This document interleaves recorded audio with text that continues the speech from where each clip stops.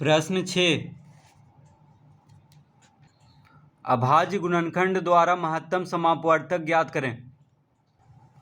प्रश्न 6 है 78 और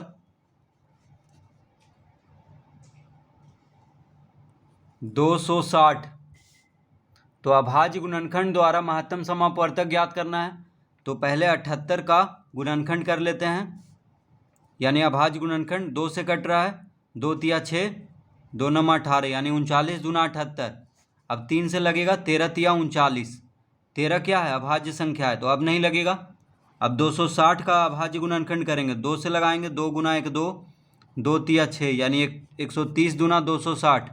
2 से लगाएंगे, 2 छक 12, 2 पचे 10, यानी 65 दूना 130। अब 5 से लगेगा, 13 पचे 65। 13 क्या है? अभाज्य संख्या, तो अब नहीं लगेगा। तो दोनों का अभाज्य गुणनखंड यहाँ पे लिख लेते हैं। 78 का आ गया 2 गुना 3 गुना 13। देखिए 13 छक 78, 3 दूना 6, 6 गुना 13 78। अब 260 का अभाज्य गुणनखंड लिख लेते हैं। 2 गुना 2 गुना 5 गुना 13, 2 गुना 2 गुना 5 गुना 13। तो मासा निकालना है, यानी महत्तम समापवर्तक निकालना है। तो इसको मासा लिखते हैं संक्षेप में। अब देखिए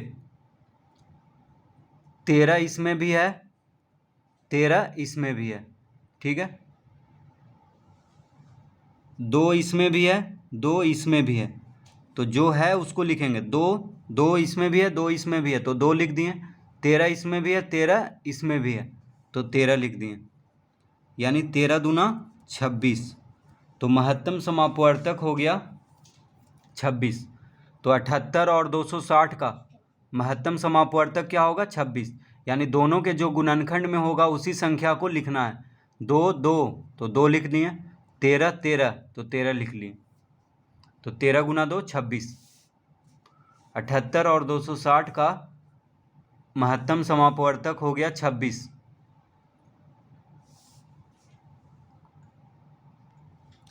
प्रश्न 7, 24 36 और 60। 24 36 और 60, तो तीनों का अभाज्य गुणनखंड करेंगे। 2 से लग रहा है, 12 दूना 24, 2 छक 12, 2 तिया 6। अब 36 का अभाज्य गुणनखंड कर लेते हैं। 18 दूना 36, 2 से लगाएंगे, 2 नमा 18, 3 तिहाई 9 लगेगा। अब 60 का गुणनखंड करेंगे, 30 दूना 60, 15 दूना 30, 3 पचे 15। ये हो गया तीनों का गुणनखंड। अब यहाँ पे लिख लेते हैं 24 का गुणनखंड आ गया 2 गुना 2 गुना 2 गुना 3। देखिए 2 गुना 2 गुना 2 गुना 3। 36 का गुणनखंड आ गया 2 गुना 2 गुना 3 गुना 3। 60 का गुणनखंड आ गया 2 गुना 2 गुना 3 गुना 5।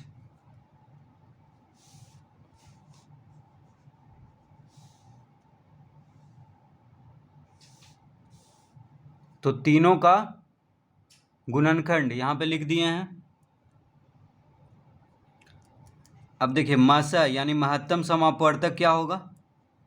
तो 2 गुना 2 इसमें भी है, 2 गुना 2 इसमें भी है, 2 गुना 2 इसमें भी है, ठीक है।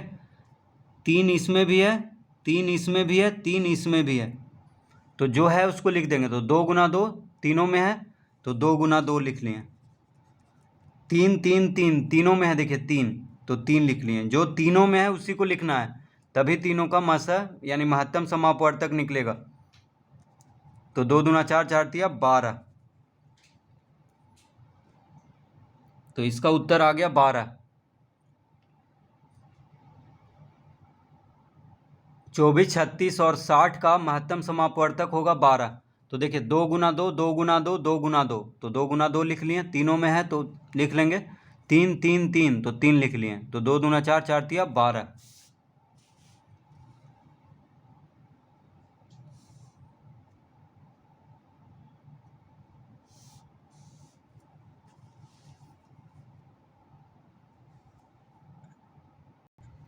प्रश्न 8,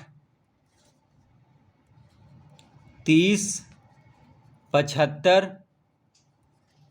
और 135। 30, 75 और 135।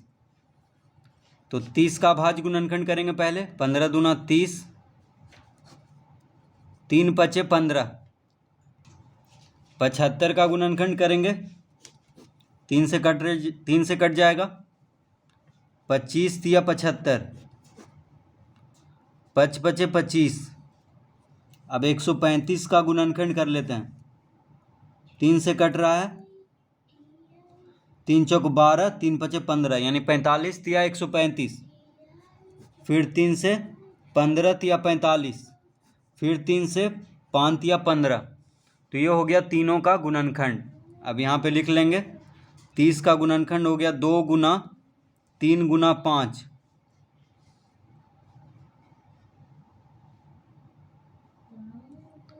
75 का गुणनखंड हो गया 3 गुना 5 गुना 5। 135 का गुणनखंड हो गया 3 गुना 3 गुना 3 गुना 5।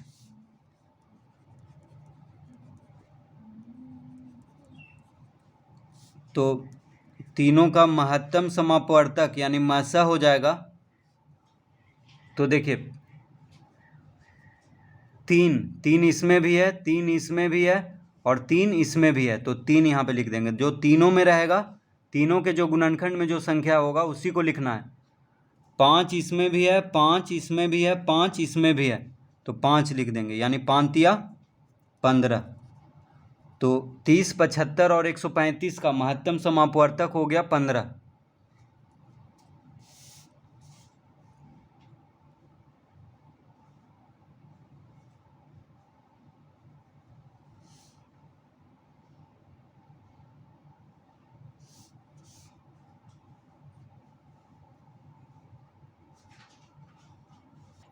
प्रश्न 9, 42, 70 और 280। तो इन तीनों का महत्तम समापवर्तक निकालना है। तो तीनों का अभाज्य गुणनखंड करेंगे।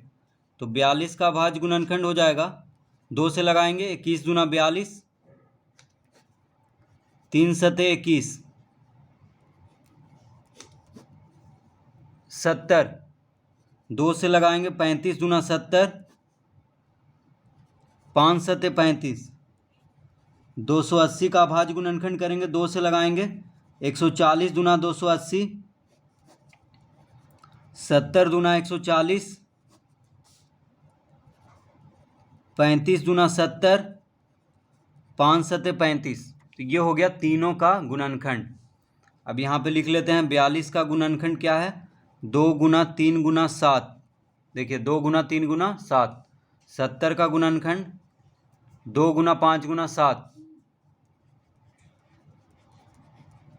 280 का गुणनखंड हो गया 2 गुना 2 गुना 2 गुना 5 गुना 7।